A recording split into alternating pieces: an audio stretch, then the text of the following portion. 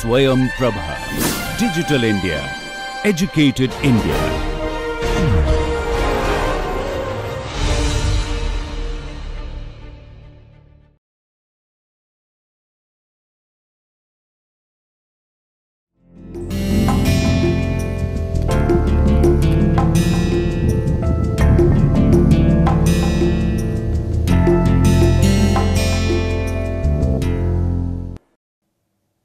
नमस्कार। भारतीय राजनीति से जुड़ी अपनी चर्चा के इस श्रृंखला में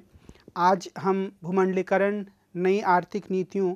और भारतीय लोकतंत्र के बारे में बातचीत करेंगे। अगर आप इस चर्चा के पिछले एपिसोड्स को देख चुके हैं तो आपको यह पता होगा कि हमने भारतीय संविधान, भारत के विभिन्न राजनीतिक दलों या भारत में चलने वाले सामाजिक आंदोलनों के बारे में अलग अलग तरीके से बातचीत की है। आज का जो हमारा टॉपिक है वह अपने आप में काफ़ी महत्वपूर्ण है, क्योंकि यह पिछले 30 से ज़्यादा वर्षों से हमारे देश में जो परिवर्तन की एक धारा चल रही है उसके बारे में एक समझ देने की कोशिश करता है। मैं आज की इस चर्चा में हमारे देश की जो नई आर्थिक नीतियां बनी 1991 में उसके फलितार्थों को आपके सामने रखने की कोशिश करूंगा, या उससे जुड़े हुए वाद विवाद पर हम बातचीत करेंगे। हम यह समझने की कोशिश करेंगे कि कैसे मौजूदा समय में जो उदारीकरण या निजीकरण की नीति है वह भारत की राजनीति को प्रभावित कर रही है, या भारत की जो अलग अलग राजनीतिक दल हैं वो इसको किस रूप में देखते हैं। आज की जो हमारी पूरी चर्चा है वह निम्नलिखित भागों में बटी होगी। सबसे पहले मैं आपके सामने एक भारतीय अर्थव्यवस्था के भूमंडलीकरण की पृष्ठभूमि रखने की कोशिश करूंगा, और फिर यह बताऊंगा कि किस तरीके से भारतीय अर्थव्यवस्था का भूमंडलीकरण या वैश्वीकरण हुआ, किस तरीके की घटनाओं ने इस स्थिति को अंजाम दिया और इस तरह की नीति का क्या मतलब था, उसका क्या प्रभाव निकला, उस पर विभिन्न समूहों ने अर्थशास्त्रियों द्वारा भूमंडलीकरण विरोधी आलोचना कैसे प्रस्तुत की गई और इस तरह के वाद विवाद से कैसे बिंदु सामने आए। उसके बाद मैं आपको यह भी बताने की कोशिश करूंगा कि जो दलित चिंतक हैं या अन्य वंचित समूहों के नज़रिए से अगर जो विभिन्न चिंतकों ने अपनी बातें रखी हैं उन्होंने किस तरीके से भूमंडलीकरण को देखा है, उसकी किस तरीके से तारीफ़ की है या उसकी किस तरीके से आलोचना की है। और उसके बाद हम इस प्रश्न पर भी विचार करेंगे एक खुले प्रश्न के रूप में कि क्या भारत में कल्याणकारी राज्य की भूमिका की वापसी हो रही है, और अंत में निष्कर्ष के रूप में मैं आपके सामने कुछ बिंदुओं को रखूंगा। अगर हम भारतीय अर्थव्यवस्था के भूमंडलीकरण की बात करते हैं तो निश्चित रूप से यह 1991 में हुए नीतिगत बदलावों के संदर्भ में जो नीतिगत बदलाव हुए, जो नई तरह की नीतियां आईं, जो नई तरह के कार्यक्रम लाए गए, उनकी चर्चा है। लेकिन उसके पहले हमें यह समझना होगा कि जब भारत आज़ाद हुआ तो उसने मिश्रित अर्थव्यवस्था के मॉडल को अपनाया। मिश्रित अर्थव्यवस्था के इस मॉडल में कुछ प्रमुख उद्योगों को छोड़कर बाकी सारे उद्योगों में राज्य ने अपनी भूमिका निभाई, और जिन स्थानों पर निजी क्षेत्र को भूमिका दी गई वहाँ भी निजी क्षेत्र को काफ़ी छूट दिया गया, उसे हर तरह की मदद उपलब्ध कराई गई।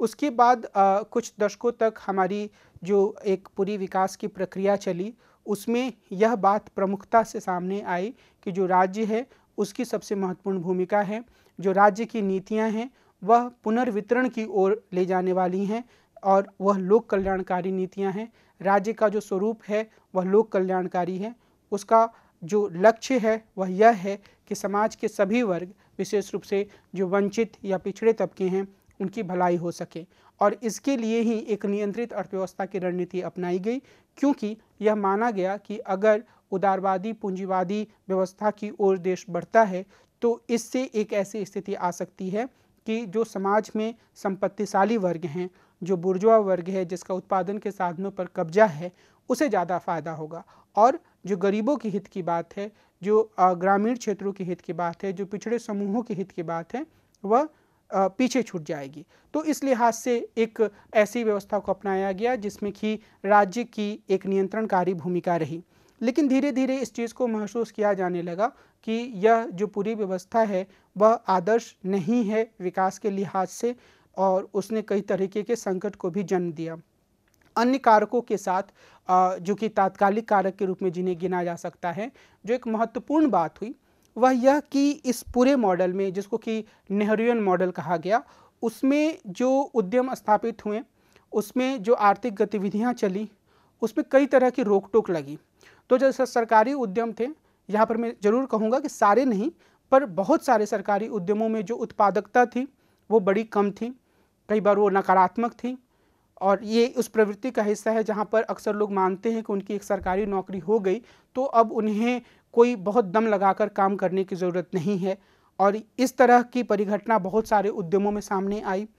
इसके अलावा निजी क्षेत्र को में काम करने का कोई प्रोत्साहन नहीं रहा। हर एक चीज़ के लिए लाइसेंस कोटा परमिट राज, जिसको बोलते हैं लाइसेंस परमिट राज के रूप में जिसको जाना जाता है, कि हर एक चीज़ को पे आपको सरकारी फाइलों से एक अनुमति चाहिए, और जब तक वो चीज़ नहीं होती है आप कोई काम नहीं कर सकते हैं। फ़ोन लगवाने जैसा, कार खरीदने जैसे काम में भी कई तरह की दिक्कतें पेश आती थीं। तो उससे जो एक प्रगति का एक पूरा माहौल था वह धीमा होने लगा, ऐसा माना जाने लगा। इसके अलावा जो देश की स्थिति थी उसमें भी कई तरह से आर्थिक संकट उत्पन्न होने लगे। तो इन सब स्थितियों के कारण धीरे धीरे असल में 80 के दशक से ही अर्थव्यवस्था को खोलने की प्रक्रिया शुरू हो गई थी। अर्थव्यवस्था को खोलने से तात्पर्य है कि कई तरह की नीतियों को थोड़ा ढीला करना, लाइसेंस या कोटा परमिट राज को थोड़ा, उसके प्रभाव को थोड़ा कम करना, और एक ऐसी स्थिति बनाना जिससे कि जो विदेशी पूंजी निवेश है वह आ सके, जो आर्थिक निजी क्षेत्र के जो खिलाड़ी हैं वह कुछ खुलकर अपने काम को कर सकें। तो ये प्रक्रिया शुरू हो चुकी थी, लेकिन 1991 के बाद यह व्यवस्थित रूप से आगे बढ़ी। तो अगर हम भारत के भूमंडलीकरण, जिसके लिए कई बार वैश्वीकरण शब्द का भी इस्तेमाल किया जाता है, उसकी प्रक्रिया की शुरुआत की बात करें तो जो सबसे पहले भारत ने भूमंडलीकरण की प्रक्रिया में अपनी भागीदारी की घोषणा 1991 में शुरू की, और उसकी भूमिका दुनिया के अन्य हिस्सों के भूमंडलीकरण की तरह 80 के दशक में ही बननी शुरू हो चुकी थी। 80 के दशक में ही अनिवासी भारतीय, जिन्हें कि NRI, नॉन रेजिडेंट इंडियन कहा जाता है, उस तरह का एक समुदाय भारतीय अर्थतंत्र के लिए काफ़ी महत्वपूर्ण हो गया। यह राष्ट्रवाद की पारंपरिक अवधारणा में तब्दीली का संकेत था। यानी कि पारंपरिक अवधारणा में यह माना जाता था कि जो देशभक्त हैं वो असली देश में रहते हुए काम करते हैं, लेकिन जो राष्ट्रवाद की एक नई अवधारणा सामने आई उसमें यह माना जाने लगा कि अगर कोई विदेश में व्यक्ति रहता है, वहाँ पर कमाई करता है, अपनी संस्कृति के प्रति संवेदनशील है और वहाँ से विदेशी मुद्रा भेजता है देश के विकास के लिए, तो वह एक अलग तरह के राष्ट्रवाद का प्रतिनिधित्व करता है, वह एक अलग तरह की देशभक्ति है। और अगर आपको याद हो कि 90 के दशक में कई तरह की फिल्में बनी जिनमें इस बात को बड़े ही ज़ोर शोर से दिखाया गया, और ऐसी फिल्मों में जो कैरेक्टर होते थे वो विदेशों में रहते थे, वहाँ पर वो अमीर हो जाते थे और उनके मन में यह चाह होती थी कि वो देश में वापस आएँ। तो ये जो अनिवासी भारतीय नाम का जो एक पूरा समुदाय है वह उभर कर सामने आया और धीरे धीरे उसका महत्व बढ़ता गया। अभी भी उसका महत्व काफ़ी ज़्यादा है, इस बात को भी समझने की आवश्यकता है। तो अनिवासी भारतीयों के उभार का अर्थ यही था कि भारतीय राष्ट्र के हित देश की भौगोलिक सीमाओं के परे भी स्थित हो सकते थे। जो इस देश को छोड़कर कभी ना वापस आने के लिए चले गए थे, वे बिना वापसी किए इस देश में रहने वालों से केवल इसलिए महत्वपूर्ण लगने लगे थे कि उनके पास पूंजी, आधुनिक प्रौद्योगिकी और प्रबंधन की तकनीकें थीं। इसी दशक में भारत ने निकनेट के जरिए इंटरनेट की दुनिया में कदम रखा। उपग्रहीय चैनलों ने इसी दशक में शहरी मध्य वर्ग के ड्राइंग रूमों में प्रवेश किया और प्रधानमंत्री के रूप में राजीव गांधी ने बार बार इस बात की घोषणा की कि वो एक कंप्यूटरीकृत भारत को 21वीं सदी में ले जाना चाहते हैं, एक ऐसे भारत को जो नवीन तकनीकों के प्रति जागरूक हो और उनका प्रयोग अपने विकास के लिए करना चाह रहा हो या कर रहा हो। नेहरू युग में अपनाई गई विकास नीति आयात प्रतिस्थापन के सिद्धांत पर आधारित थी, पर 80 के दशक में राजीव गांधी के नेतृत्व में अर्थव्यवस्था ने निर्यातोन्मुख विकास के रास्ते पर कदम बढ़ा दिए थे। इसका मतलब यह था कि नेहरू के समय में जो नीति थी उससे एक अलग निर्यात को बढ़ावा देने वाली एक ज़्यादा आक्रामक नीति को अपनाने की कोशिश की गई। निर्यात योग्य जिंसों के उत्पादन के लिए आयात बढ़ाना जरूरी था। इसके परिणामस्वरूप विदेशी मुद्रा का खर्च बढ़ा। विदेशी मुद्रा कोष की हालत यह हो गई थी कि भारत के पास केवल 2 हफ्तों के आयात के भुगतान की क्षमता रह गई थी। विदेशी मुद्रा के संकट गहराते ही तत्कालीन कांग्रेस सरकार, जिसने जून 1991 में शपथ ली थी, उसने प्रमुख विपक्षी नेताओं की एक कमराबंद बैठक बुलाई, जिसमें उन्हें सूचना दी गई कि देश दिवालिया होने के कगार पर खड़ा है। तत्कालीन प्रधानमंत्री और कांग्रेस के नेतृत्व में अल्पमतीय सरकार की अगुवाई कर रहे पीवी नरसिम्हा राव का कहना था कि अब अंतर्राष्ट्रीय मुद्रा कोष से कर्ज लेने के अलावा कोई चारा नहीं है। पीवी नरसिम्हा राव ने प्रधानमंत्री के रूप में जब शपथ लिया था तो उसके पहले राजीव गांधी की हत्या हुई थी और राजीव गांधी की हत्या के बाद राजनीतिक रूप से तकरीबन वनवास में जा चुके पीवी नरसिम्हा राव को पहले कांग्रेस अध्यक्ष और बाद में प्रधानमंत्री बनने का मौका मिला। और जब वो प्रधानमंत्री बने तो उन्होंने वित्त मंत्री के रूप में डॉक्टर मनमोहन सिंह को नियुक्त किया, जो कि एक बहुत ही सम्मानित अर्थशास्त्री थे और अकादमिक पहचान थी उनकी। और उस समय कई बार राजनीतिक हलकों में एक आश्चर्य भी व्यक्त किया गया जब डॉक्टर मनमोहन सिंह प्रधानमंत्री बने। बाद में जैसा कि हम सब जानते हैं कि डॉक्टर मनमोहन सिंह देश के उस समय वित्त मंत्री बने और बाद में हमारे देश के प्रधानमंत्री भी बने। तो एक वित्त मंत्री के रूप में जब डॉक्टर मनमोहन सिंह ने अपना काम शुरू किया तो उनके सामने ये सारी चुनौतियां थीं कि किस तरीके से देश को एक जो संकट का दौर है, जहाँ पर विदेशी मुद्रा नहीं है, जहाँ पर चीज़ों को आयात करने के लिए कोई संसाधन मौजूद नहीं है, तो कैसे उससे एक आगे बढ़ाया जाए। तो नरसिम्हा राव ने एक तरीके से प्रधानमंत्री के रूप में गाइडिंग फोर्स की भूमिका निभाई और मनमोहन सिंह ने एक अर्थशास्त्री की कुशलता से कुछ ऐसे प्रावधान बनाने की कोशिश की जिसके माध्यम से जो देश है वह आर्थिक संकट से निकले और एक नई दिशा में आगे बढ़े। राव ने विपक्ष से समर्थन मांगा कि वे अर्थव्यवस्था को पटरी पर लाने के लिए कुछ कड़े कदम उठाना चाहते हैं। विपक्ष इस प्रश्न पर ज़्यादा कुछ कहने की स्थिति में नहीं था। पिछली सरकार विश्वनाथ प्रताप सिंह की थी और उसके विश्वनाथ प्रताप सिंह के बाद चंद्रशेखर प्रधानमंत्री बने थे जो कुछ समय तक थे। तो और विश्वनाथ प्रताप सिंह की जो सरकार थी जो थोड़े लंबे समय तक चली थी, उसे मार्क्सवादी कम्युनिस्ट पार्टी और भारतीय जनता पार्टी ने संयुक्त रूप से समर्थन दिया था। वह सरकार पहले से ही मुद्रा कोष से इस तरह की बातचीत चला रही थी। मुद्रा कोष से कर्ज लेने का मतलब था अंतर्राष्ट्रीय वित्तीय पूंजी द्वारा निर्देशित ढांचागत समायोजन कार्यक्रम को अपनाना, स्ट्रक्चरल एडजस्टमेंट प्रोग्राम जिसे इंग्लिश में कह सकते हैं, और जिसके अंतर्गत कुछ प्रमुख बातों को करना था। एक लोकहितकारी राज्य की संरचना की जगह बाजारोन्मुख नीतियों को अपनाना, यानी कि राज्य जो है वो इस बात पर ध्यान ना दे कि या प्रमुखता से ध्यान ना दे कि समाज के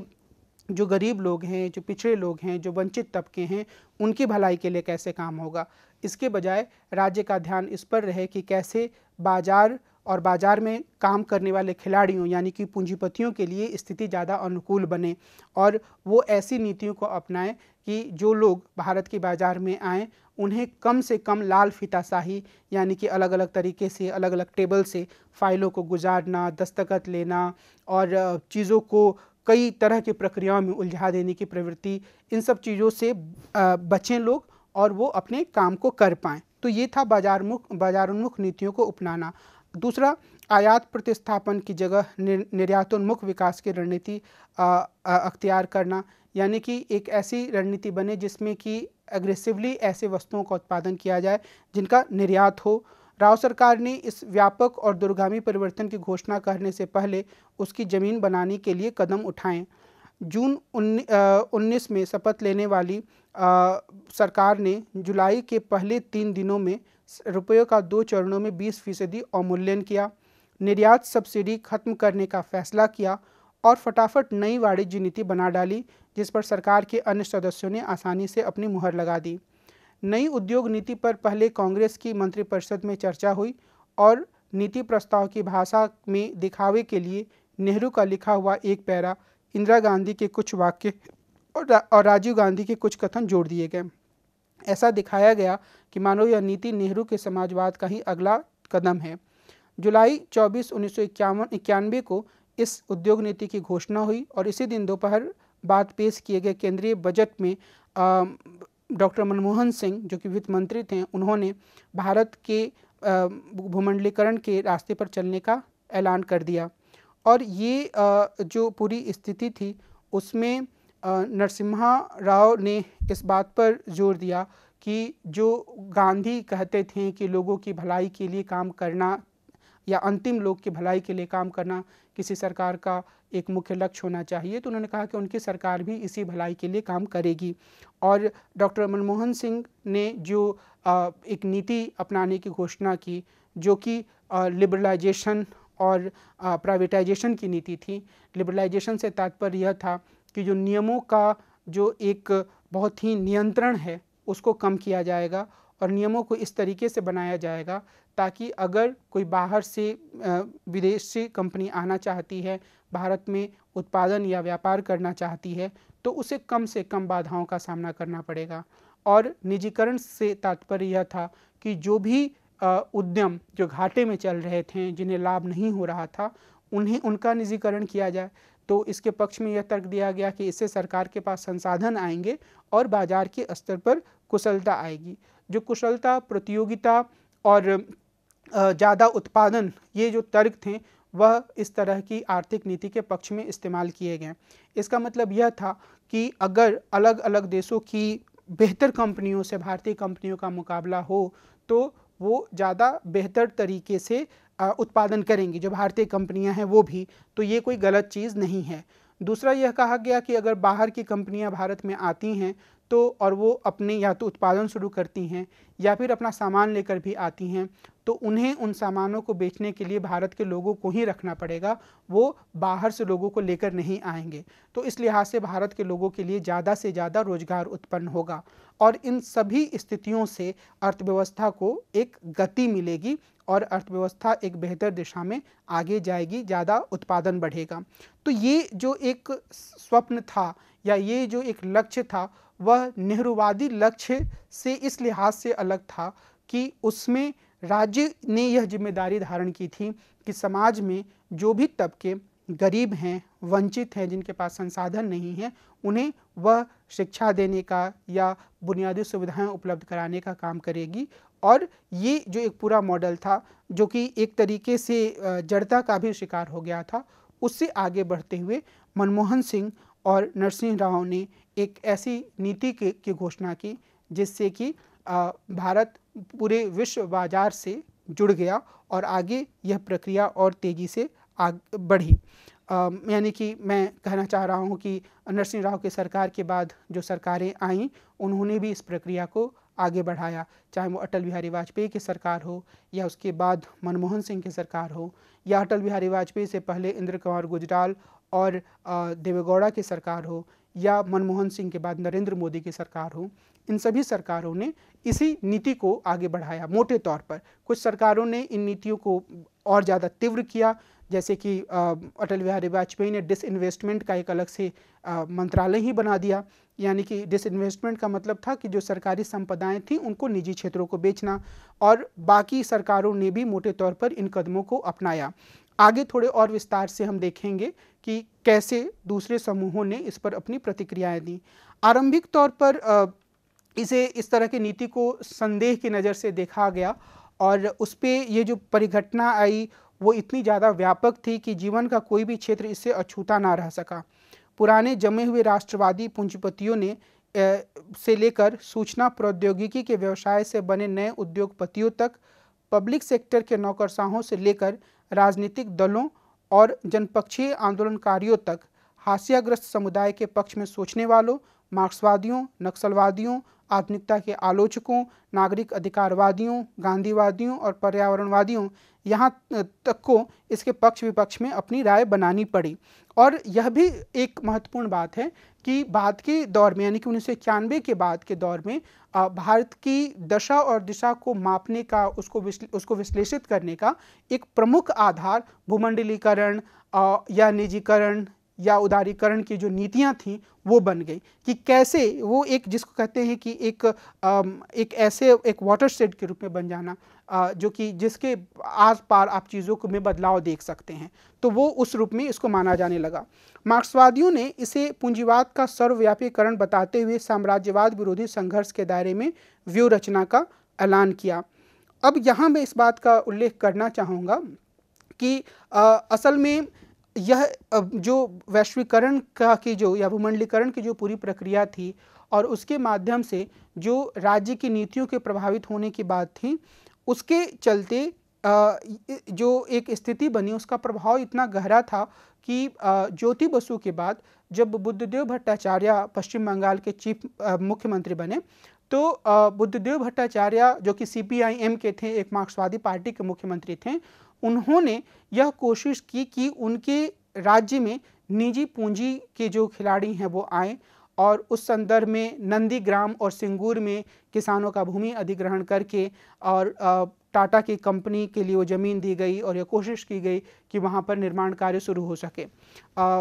कई स्तरों पर उसका विरोध हुआ और उस विरोध के ही कारण यह माना जाता है कि 2011 में पश्चिम बंगाल में जो CPIM की सरकार थी वो चली गई,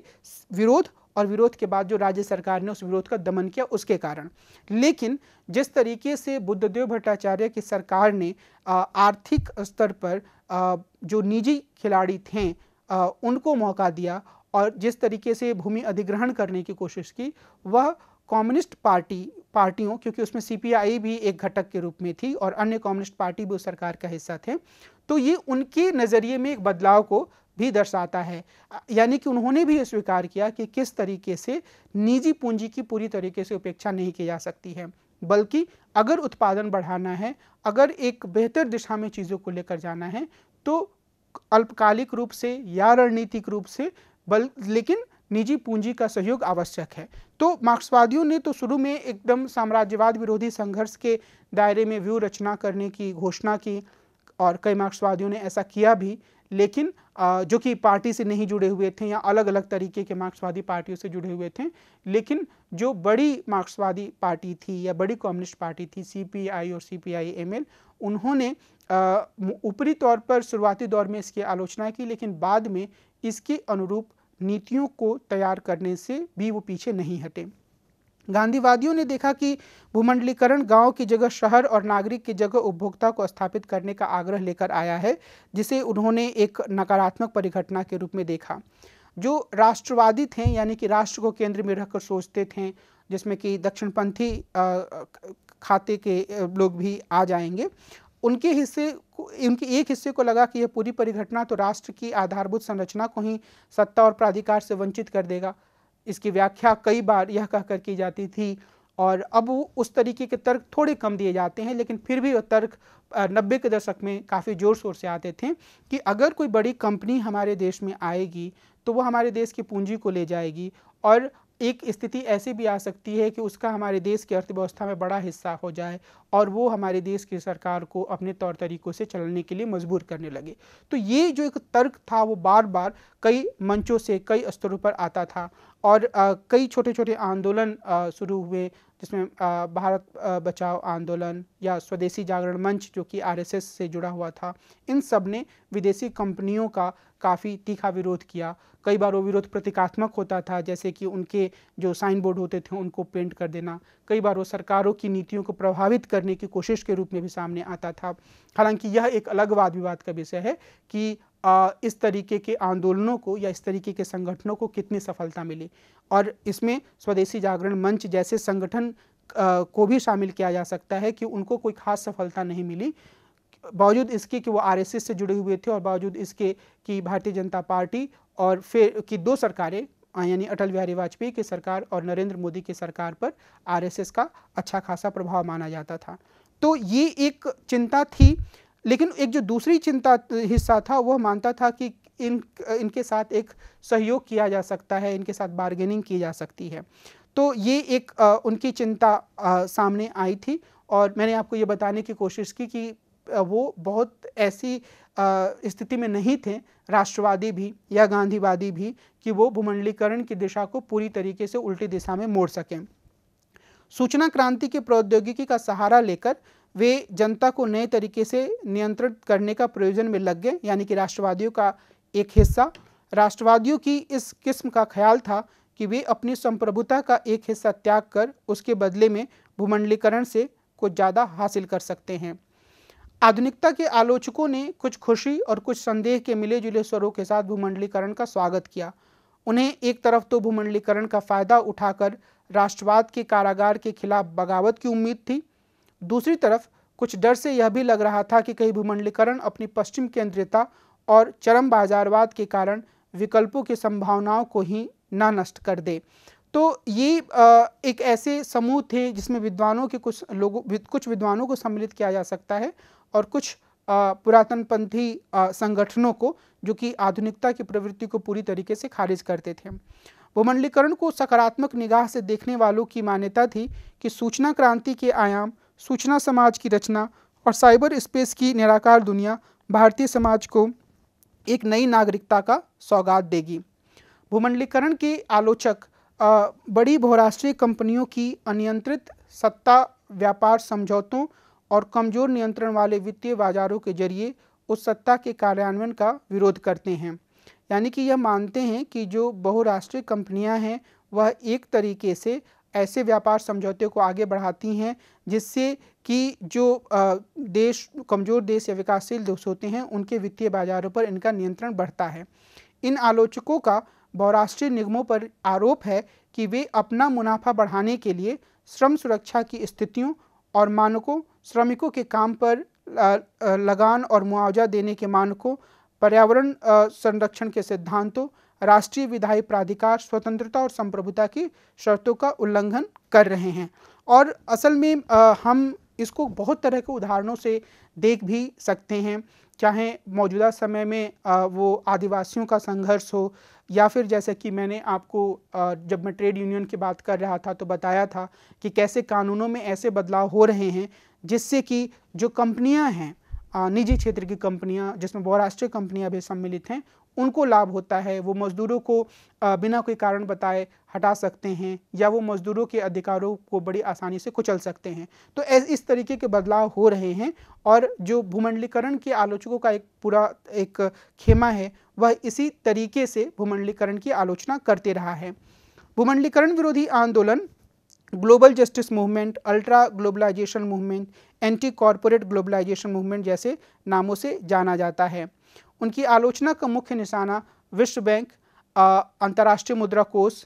organisation for economic cooperation and development, विश्व व्यापार संगठन, North American free trade agreement, free trade area of Americas, multilateral agreement of investment और general agreement of trade in services जैसी संस्थाएं और संधियां हैं। और मुख्य रूप से अगर आप इन आलोचनाओं को देखेंगे और मैं सिर्फ उनके संक्षिप्त बात को प्रस्तुत करूं तो उसमें यही जोर दिया जाता है कि ये सारे जो समझौते हैं, ये सारी जो व्यवस्थाएं हैं या जो संगठन और इनकी कार्य पद्धति है वह बहुराष्ट्रीय कंपनियों, अमीर देशों के पक्ष में है और जो गरीब देशों की जनता हैं उनके हितों की इसमें उपेक्षा की जाती है, उनके हितों की आलोचना की जाती है। जो भूमंडलीकरण के आलोचक हैं वे world economic forum, trans Atlantic business dialogue और एशिया पैसिफिक इकोनॉमिक कोऑपरेशन जैसे व्यापारिक गठजोड़ों का भी विरोध करते हैं, जिनकी वजह से ग्लोबल निज़ाम को प्रोत्साहन या ग्लोबल व्यवस्था को प्रोत्साहन मिला है। और इस तरह की व्यवस्था के प्रोत्साहन मिलने से इनका यह मानना है कि जो पूरा का पूरा व्यापार है वो जो बड़े खिलाड़ी हैं, जो बड़े बहुराष्ट्रीय कंपनियां हैं, उनके पक्ष में झुक जाता है और उससे जो छोटे स्तर के जो उत्पादक हैं वो पूरी तरीके से तबाह हो जाते हैं। और इसको हम बहुत तरह की उदाहरणों से समझ सकते हैं। मिसाल के तौर पर अगर हम ये देखें कि एक बहुराष्ट्रीय कंपनी का जूता आपके बाज़ार में आता है और वह जूता सस्ता भी होता है, देखने में भी अच्छा होता है और उसके सामने उसके बरक्स आपके शहर में जूता बनाने वाला कोई एक ऐसा छोटा सा समूह है जिसमें कि 12-15 लोग काम करते हैं और वो मेहनत से जूता बनाते हैं, थोड़ी उसकी कीमत भी ज़्यादा हो जाती है, तो निश्चित रूप से कुछ समय बाद यही होगा और यही बहुत स्थानों पर हुआ है कि जो ये एक वैश्विक व्यवस्था बनी है उसमें जो बड़ी मछलियाँ या बड़ी कंपनियाँ आई हैं उन्होंने छोटी कंपनियों को पूरी तरीके से साफ कर दिया है। तो इसमें एक तरफ कुछ लोगों को रोजगार मिला पर दूसरी तरफ जो पारंपरिक रोजगार करने वाले लोग थे उन्हें, या जो छोटे स्तर पर रोजगार करते थे, कुटीर उद्योग चलाते थे, उन्हें काफ़ी हद तक अस्तित्व के संकट का सामना करना पड़ा। और यह परिघटना जो हमारे देश में 90-91 में शुरू हुई वह बाद के दौर में और गहराती चली गई और उसके अलग अलग स्तर सामने आए, अलग अलग क्षेत्रों में उसका प्रतिरोध भी सामने आया, जिसके बारे में आगे थोड़े विस्तार से मैं बताने की कोशिश करूँगा।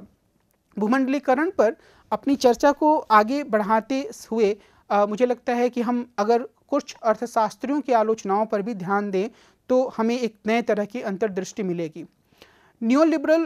उसूलों को मानने वाले अंतर्राष्ट्रीय आर्थिक संगठनों की कार्रवाई को आलोचनात्मक निगाह से देखने वाले कई अर्थशास्त्रियों ने भी भूमंडलीकरण विरोधी आलोचना को बल प्रदान किया है। न्योलिबरल उसूल या न्योलिबरल लॉज का से मतलब यही है कि किस तरीके से जो अंतर्राष्ट्रीय स्तर में व्यापार हैं वो ज़्यादा से ज़्यादा उदार हों, राष्ट्र राज्यों की सीमाओं का महत्व कम हो और जो एक निजी प्लेयर हैं वो ज़्यादा महत्वपूर्ण भूमिका निभाएं। तो कई बार जो प्राइवेटाइजेशन और लिबरलाइजेशन की पॉलिसी है उसके लिए न्यू लिबरल शब्द का इस्तेमाल भी किया जाता है। ये जरूरी नहीं है कि ये सभी विद्वान जिन अर्थशास्त्रियों की हम बात करने जा रहे हैं वे खुद को भूमंडलीकरण की आलोचना करने वालों की श्रेणी में रखते हों। इनमें अमर्त्य सेन, जेम्स टोबिन और जोसेफ ई स्टिग्लिट्ज़ जैसे प्रमुख अर्थशास्त्री हैं। इनमें से कुछ अर्थशास्त्रियों को नोबेल पुरस्कार भी मिल चुका है। अमर्त्य सेन ने अपनी रचना डेवलपमेंट एज फ्रीडम में तर्क दिया है कि विकास की अवधारणा को राष्ट्रीय आमदनी या प्रति व्यक्ति आय या कुल घरेलू उत्पाद के रूप में परिभाषित करने के बजाय मानवीय क्षमता के विस्तार के रूप में समझा जाना चाहिए। इसके लिए स्वास्थ्य और शिक्षा पर जोर देने वाली नीतियों को प्रमुखता देनी होगी। और ये जो अमर्त्य सेन का एक विचार है, उस विचार की जो प्रमुख बात है वो कई बार कैपेबिलिटी अप्रोच के रूप में भी राजनीतिक सिद्धांत में उसको जाना जाता है कि वो इस बात पर जोर देते हैं कि अगर आपके पास ये डेटा है कि लोगों की आर्थिक आय बढ़ गई, आमदनी बढ़ गई, लोगों का मतलब ये है कि प्रति व्यक्ति राष्ट्रीय आय, और इस तरीके की आंकड़ों के माध्यम से अगर आप ये घोषणा करते हैं कि आपके देश ने या आपके समाज ने काफ़ी विकास कर लिया है, तो यह बहुत अच्छी समझ नहीं है। हकीकत यह है कि आपको यह देखना होगा कि वास्तव में आप लोगों को कितना सक्षम बना पाए हैं, और वो सक्षम बनाने का अर्थ है कि लोग वास्तविक अर्थों में अपनी स्वतंत्रता का उपयोग कर पाने में समर्थ हो पाए हों और वो कुछ काम करने में समर्थ हो पाए हों। और ये तभी हो सकता है जब उन्हें कुछ बुनियादी चीज़ें उपलब्ध कराई जाएं, और ये बुनियादी चीज़ें उनकी आवश्यकताओं के अनुसार उपलब्ध कराई जानी चाहिए, ना कि सिर्फ ऊपरी तौर पर संसाधन देकर। तो ये इस अर्थ में जो रिसोर्स डिस्ट्रीब्यूशन की बात करने वाले इगैलिटेरियंस थे, यानी कि जॉन रॉल्स जैसे विद्वान, उनसे एक कदम आगे जाते हैं और हर एक व्यक्ति की कैपेबिलिटी के विकास पर जोर देते हैं। तो इनका यही कहना है कि आप सिर्फ इस बात पर खुश ना हों कि बहुत सारी चीज़ें बढ़ गईं, बहुत सारा पूंजी निवेश हो गया, सारा उत्पादन होने लगा, बल्कि आपको यह ध्यान देना होगा कि वास्तविक अर्थ में लोग किस सीमा तक अपनी स्वतंत्रता का उपभोग करने में समर्थ हुए हैं। जेम्स टोबिन ने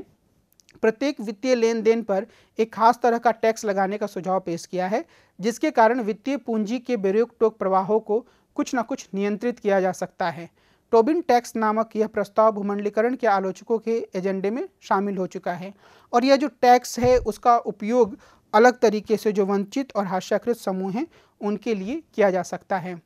इसी तरह से जॉर्ज सोरोस और डेविड कोल्टन के साथ जोसेफ स्टिग्लिट्ज़ ने ग्लोबल अर्थव्यवस्था में पारदर्शिता लाने, ऋण राहत के प्रावधान करने, भूमि सुधारों की नीतियां लागू करने और कॉरपोरेट उत्तरदायित्व की प्रणाली में सुधार करने की वकालत की है, और इस तरीके से भूमंडलीकरण के आलोचकों को कई तर्क प्रदान किए हैं। यानी कि मोटे तौर पर ये जो ग्लोबलाइजेशन है उसको रिजेक्ट करने इस तरह की बात सामने नहीं आती है। अमर्त्य सेन जैसे विचारकों के लेखन में बहुत खुलकर इसका समर्थन भी सामने नहीं आता है, लेकिन जो तर्क है वो ये है कि इसको आप कैसे ज़्यादा मानवीय बना सकते हैं, आप इसको कैसे ज़्यादा बेहतर बना सकते हैं। आप अगर निजी प्लेयर्स, जो प्राइवेट प्लेयर्स हैं, यानी कि जो निजी उद्यमी हैं, जो निजी तौर पर अपना व्यापार करते हैं, जहां राज्य की रोक टोक नहीं होती है, अगर आप उन्हें बढ़ावा दे रहे हैं तो आप कैसे इस पूरी व्यवस्था में भी एक ऐसी स्थिति ला सकते हैं जहां पर जो समाज के वंचित तबके हैं, जो शोषित तबके हैं, जो गरीब लोग हैं, उनके फ़ायदे की स्थिति भी बन पाए। अब इस वाद विवाद से कुछ बिंदु जरूर सामने आते हैं। पहला कि जो नई आर्थिक व्यवस्था या नया आर्थिक निज़ाम आया था उसका मतलब था भारतीय अर्थव्यवस्था का विदेशी विश्व बाजार से के साथ जुड़ते चले जाना। अंतर्राष्ट्रीय मुद्रा कोष और विश्व व्यापार संगठन को अपने कामों और नीतियों का हिसाब देना, क्योंकि उनसे काफ़ी कुछ पैसा मिलता था, और फिर अंतर्राष्ट्रीय रेटिंग एजेंसियों को से सनद प्राप्त करते रहना, यानी कि उनसे एक सर्टिफिकेट जैसा मिलते रहे कि भारत में निवेश की स्थिति काफ़ी अच्छी है, भारत में व्यापारियों के लिए काफ़ी अच्छा मौका है, और भी कई तरह की बातें। और अगर आप समाचार चैनलों को देखते होंगे तो आप अभी भी यह देखेंगे कि अगर कोई विदेशी रेटिंग एजेंसी भारत के बारे में या भारतीय अर्थव्यवस्था के बारे में कुछ सकारात्मक या कुछ नकारात्मक बात कहती है, तो कम से कम उस दिन वो समाचार चैनलों की खबर में एक अच्छी खबर होती है, एक उल्लेखनीय खबर होती है, उसके बारे में आप देख सकते हैं। तो ये इसकी परवाह भारतीय सरकार भी करती है और यहाँ का मीडिया भी करता है। अंतर्राष्ट्रीय वित्तीय पूंजी की गतिविधियों से भारतीय अर्थव्यवस्था को प्रभावित होने देना, यह भी इस भूमंडलीकरण का एक मतलब था। सामाजिक आर्थिक जीवन के गठन के लिए एंग्लो अमेरिकी कॉरपोरेट मॉडल को आदर्श मान लिया गया। अमेरिकीकरण की संस्कृति के बुलडोजर के नीचे विविधताओं और बहुलताओं की प्रतीक भारतीय संस्कृति को कुचलने के लिए छोड़ देना। और ये जो एक आखिरी बिंदु है कि किस तरीके से भारतीय संस्कृति को कुचलने के लिए छोड़ दिया गया, शायद उसमें कुछ प्रतिक्रियाएं भी आपको दिख सकती हैं, कुछ एक तरीके का एक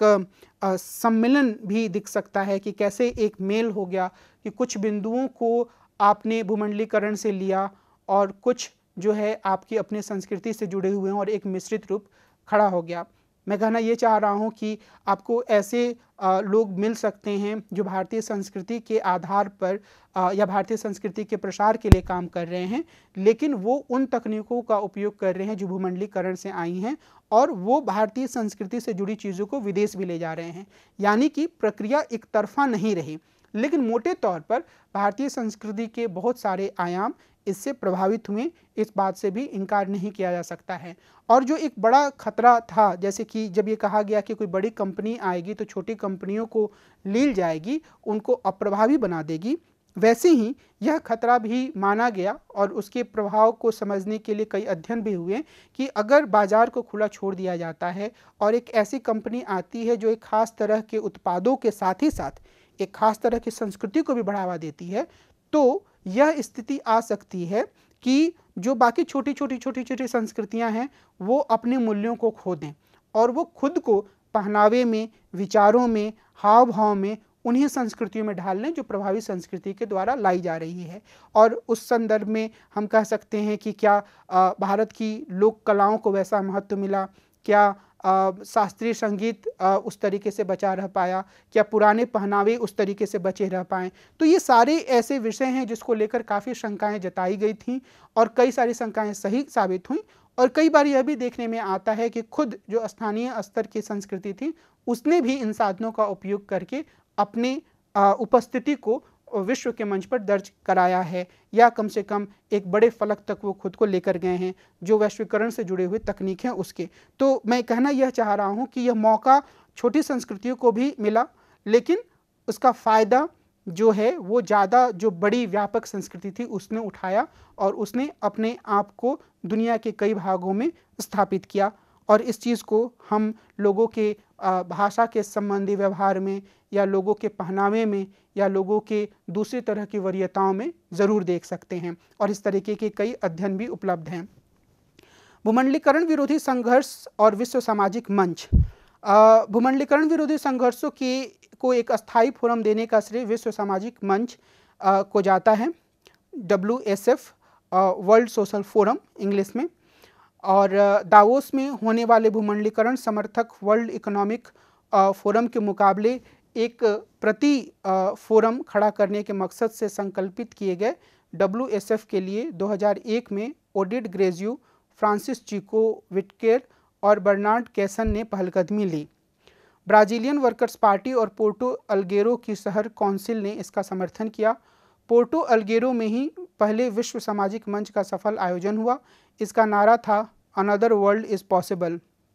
इसके बाद 2002 और 2003 में फिर से पोर्टो अलेग्रो में ही इसका आयोजन हुआ। इराक पर अमेरिकी हमले के खिलाफ गोलबंदी में इसकी प्रमुख भूमिका रही। 2004 में विश्व सामाजिक मंच का मुंबई में आयोजन हुआ ताकि एशिया और अफ्रीका की भागीदारी बढ़ाई जा सके। इसमें तकरीबन 75,000 प्रतिनिधियों ने भाग लिया। 2006 में इसका आयोजन 3 शहरों वेनेजुएला के काराकास, माली के बमाको और पाकिस्तान के कराची में हुआ। 2007 में फोरम नैरोबी में किया गया और 2011 में फोरम डाकार सेनेगल में हुआ। बाद के वर्षों में भी फोरम की सक्रियता काफ़ी बनी रही और भारत के भी ज़मीनी स्तर के कई संगठन इससे जुड़े। जो फोरम का महत्व है वह यह है कि इसने दुनिया के तमाम विकासशील देशों के छोटे छोटे ज़मीनी स्तर के संगठनों को एक मंच प्रदान किया, जहां वो एक दूसरे के अनुभवों के बारे में जान सकते थे और जहां वो ज़ोरदार तरीके से इस बात को रख सकते थे कि वैश्वीकरण के नाम पर जो एक तरह का मॉडल थोपा जा रहा है वो कैसे विविध हितों को, विविध संस्कृतियों को, विविध पहचानों को रौंदने का काम कर रहा है। तो इस लिहाज से एक मजबूत आवाज़ के रूप में ज़रूर इसने अपनी उपस्थिति दर्ज कराई। हालांकि मैं यह भी कहूँगा कि वैश्वीकरण की एक पूरी प्रक्रिया जो चल पड़ी थी उसको पूरी तरीके से नकार देने की स्थिति ला पाने में यह फोरम नहीं आ पाया है। और उसका एक सबसे बड़ा कारण यह है कि जो अलग अलग समूह हैं उन्होंने वैश्वीकरण को अपने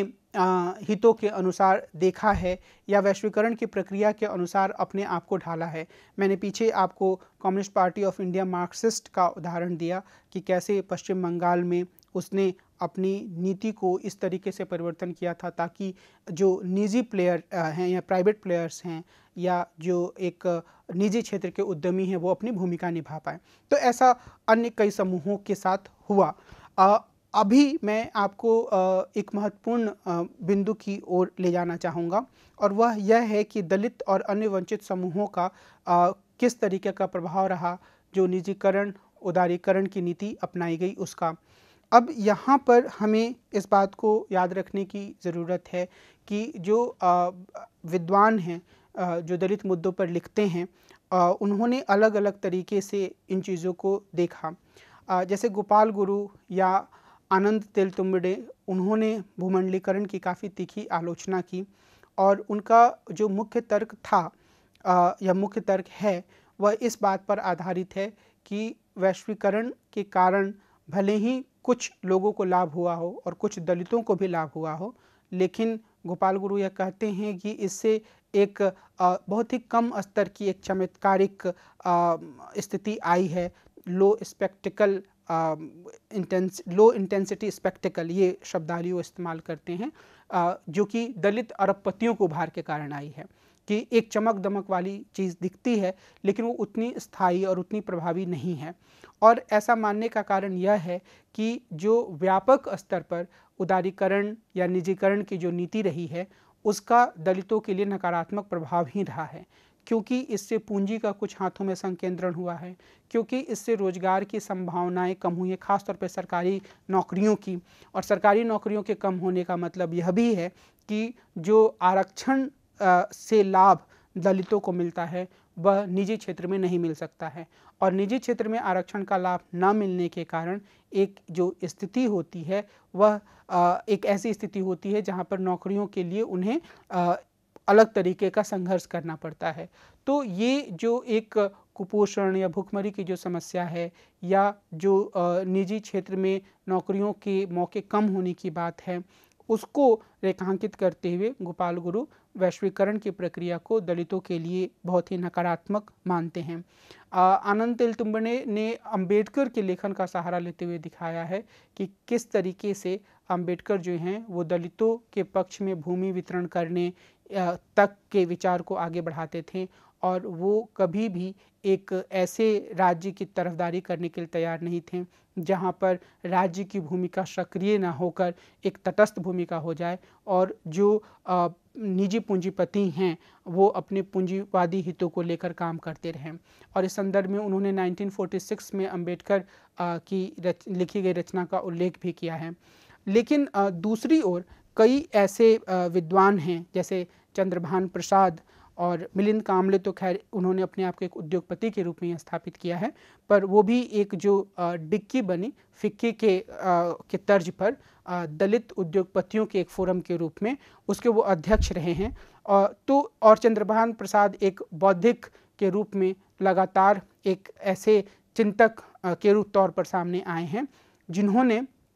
दलितों के पक्ष में वैश्वीकरण का समर्थन किया है। उनका यह कहना है कि जो पूंजीवाद है वह जाति के प्रभाव को कम कर सकता है। चंद्रभान प्रसाद भी अपने लेखन में अंबेडकर के विचारों का सहारा लेते हैं। विशेष रूप से वो शेड्यूल्ड कास्ट फेडरेशन के बैनर तले अंबेडकर द्वारा जारी किए गए मैनिफेस्टो का उल्लेख करते हैं और वो ये कहते हैं कि अंबेडकर जो थे वो कम्युनिस्टों के या वामपंथियों के खिलाफ थे और वो एक ऐसी नीति बनाना चाहते थे जो कि एक ऐसी व्यवस्था हो जहां पर बाजार की भी भूमिका हो। चंद्रभान प्रसाद का यह कहना रहा है कि जो वैश्वीकरण की या भूमंडलीकरण की जो स्थिति है वहाँ पर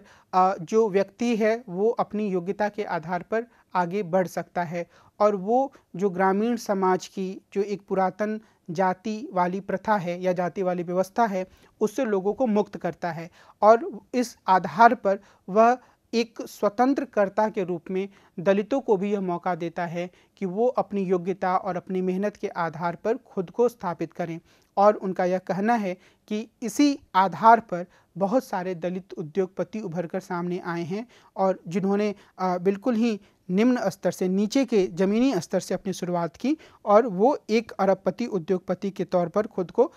स्थापित कर पाएँ। और इस संदर्भ में डिक्की का उदाहरण दिया जाता है और बहुत तरह के ऐसे लेखन भी सामने आए हैं। और जो मुख्य तर्क है यहाँ पर वो ये कि जैसे जैसे दलित अरबपति बढ़ेंगे वैसे वैसे एक ऐसी स्थिति आएगी जहाँ पर वो ज़्यादा लोगों को रोज़गार दे पाएंगे और वो यह कह पाएंगे कि जो जाति की बात है वो बिल्कुल ही अप्रभावी बात है। और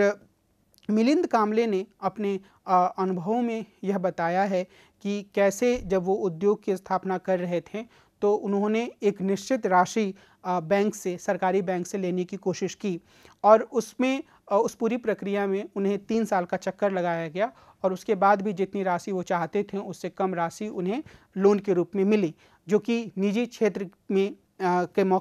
मौका आने पर या निजी क्षेत्र का इस्तेमाल करने पर उन्हें इस तरह की परेशानियों का सामना नहीं करना पड़ा। तो एक तरीके से उन्होंने यह कहा कि अगर वो अपने आप को आगे बढ़ा पाए हैं या उनके जैसे और दलित उद्यमी आगे आ पाए हैं तो इसके पीछे जो मुख्य कारण है वह मुख्य कारण इस बात से जुड़ा हुआ है कि व्यवस्था उदारीकृत थी, बाजार थे, कई तरह के विकल्प थे, सिर्फ सरकारी बैंक नहीं थे, दूसरे तरह के बैंक थे जो आर्थिक सहायता देने के लिए या कर्ज देने के लिए तैयार थे, काम का मौका देने के लिए तैयार थे। तो ये एक सोच है जो कि वैश्वीकरण के लाभ को अभिव्यक्त करती है। हालांकि यह भी सच है कि मोटे तौर पर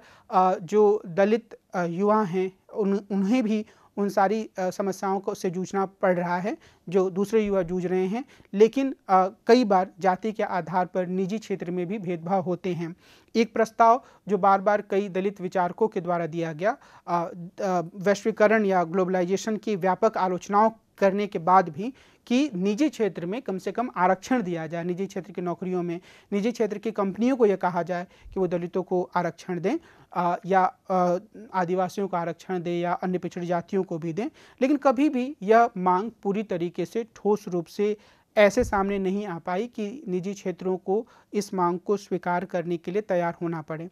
तो कुल मिलाकर दो अलग अलग तरीके के तर्क हैं। मोटे तौर पर हम देखेंगे तो हम यह कह सकते हैं कि जो दलितों पर इसका नकारात्मक प्रभाव है वो उनकी सामाजिक आर्थिक स्थिति पर भी निर्भर करता है। बहुत सारे दलित जो वंचित स्थिति में थे वो अभी भी वंचित स्थिति में हैं। हालांकि बाजार खुलने से जैसे कई लोगों के लिए मौके खुले हैं वैसे दलितों के लिए भी खुले हैं। तो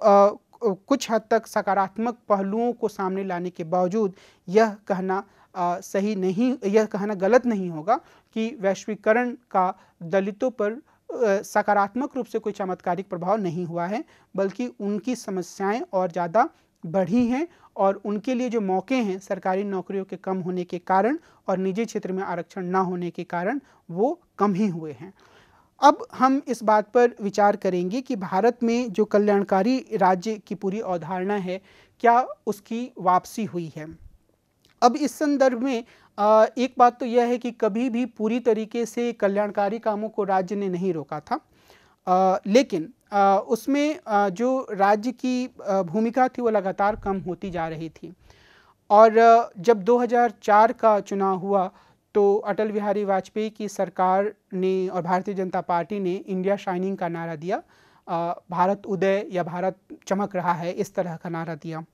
और 2004 के चुनाव में उन्हें हार का सामना करना पड़ा। यह माना गया कि मोटे तौर पर जो देश के ग्रामीण इलाके हैं, जहां पर वैश्वीकरण का बहुत ही नकारात्मक प्रभाव हुआ, लोगों को कई तरह की समस्याओं का सामना करना पड़ा, विपन्नता बढ़ी और किसान जो है कई तरह के समस्याओं से घिर गए, वहाँ पर भारतीय जनता पार्टी को अच्छा खासा नुकसान हुआ। उसके बाद जब कांग्रेस की सरकार बनी, यूपीए की सरकार बनी, यूनाइटेड प्रोग्रेसिव अलायंस की, जिसमें डॉक्टर मनमोहन सिंह प्रधानमंत्री बने, जिन्होंने एक तरीके से उदारीकरण की नीति की शुरुआत ही की थी, तो उन्होंने उदारीकरण की नीति को पूरी तरीके से खत्म नहीं किया, उसे जारी रखा और वो अलग रूप में जारी रहा और उसने कई तरह समुदायों के लिए समस्याएं उत्पन्न की। पर उसके साथ साथ उन्होंने मनरेगा जैसे कार्यक्रम भी आरंभ किए और उन कार्यक्रमों में जो ग्रामीण क्षेत्र में लोग थे उन्हें रोज़गार की गारंटी दी गई और उस रोज़गार की गारंटी में उन्हें एक कुछ चीज़ों को खरीदने का या अपनी जीविका चलाने का एक आधार मिला। तो ये एक तरीके से और भी कई शिक्षा के अधिकार या इस तरीके से जुड़े जो कानून थे वो पारित हुए। वन अधिकार कानून पारित हुआ। इन सब कानूनों को